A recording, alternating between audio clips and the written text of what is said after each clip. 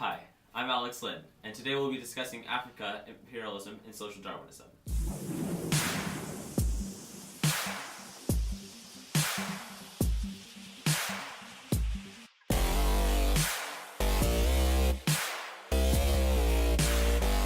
First of all, what is imperialism?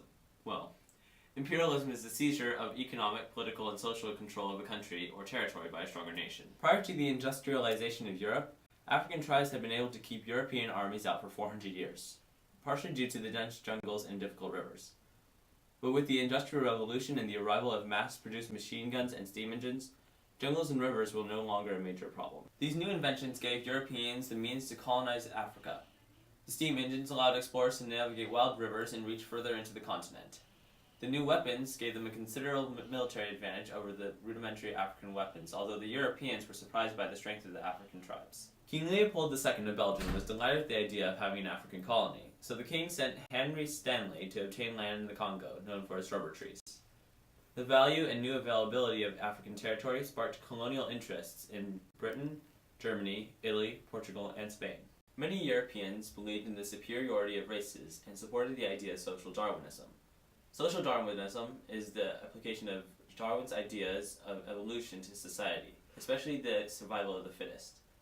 These ideas were cited as reasons for imperialism. One obstacle to African resistance was that there were very diverse cultures within Africa, making it harder for the people to unite against invading Europeans. Many African nations rose up against the Europeans. There were three groups that fought over the control of Africa: British, Africans, and Dutch. An African Zulu chief named Shaka rose up against the British using disciplined military warriors and organization. They were defeated by British guns. To avoid land wars, the European imperialists organized a meeting to divide up the land, called the Berlin Conference. The Boers took land and established farms, fighting with Britain over land rights and slavery issues. The Boers went to war against Britain when they felt threatened by other countries' pressure for the lands when diamonds and gold were found in them. The British won, and the Boers joined the self-governing Union of South Africa. In different areas of Africa, imperialism took different forms. Over time, four forms emerged. Colonial imperialism was a form of government in which a territory was governed by a foreign power. Protectorate imperialism was a form of government in which a country had its own internal government but was under the control of an outside power. A sphere of influence is the area in which an outside power claims exclusive investment or trading privileges. Economic imperialism is when an independent but less developed country is controlled by a private business interests rather than another government. Most European nations preferred indirect control, which relied on existing political rulers. Direct control was preferred by the French. They developed a policy of paternalism, governing in a parental way by providing for the people's needs but not giving them rights. Another policy was used by assimilation. The idea that local populations would adopt the culture of their rulers and eventually become an extension of the nation. The French abandoned the idea of assimilation in most of its colonies and settled for association, which is similar to indirect control. There were negative and positive effects to the European colonial role. On the negative side, Africans lost their land, independence, and thus their culture.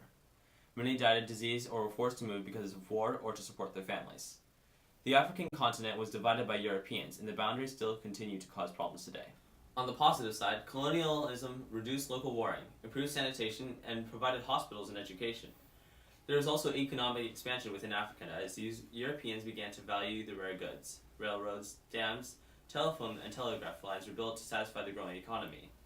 But for the most part, all of these benefited European interests and led to the exploitation of Africa and the continent. Splattering of History is a Gelash production. Our executive directors are Jean Chen and Caleb Bling. Our primary scriptwriter is Jean Chen, and Caleb Bling is our executive editor. Our executive coordinators have Havilah Brown. Our executive producers are Alex Lin and Lauren Chun. Our camera people are Lauren Chun and Jean Chen. Ayesha Maheshwari is the head of our oversight committee. And I'm Alex Lin, in charge of smiling and being startlingly attractive. See you next time on Splattering of History.